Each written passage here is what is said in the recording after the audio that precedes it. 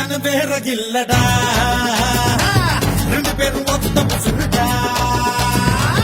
உறவு தூயிர காட்டுடா, உனக்கே வழிய காட்டுடா.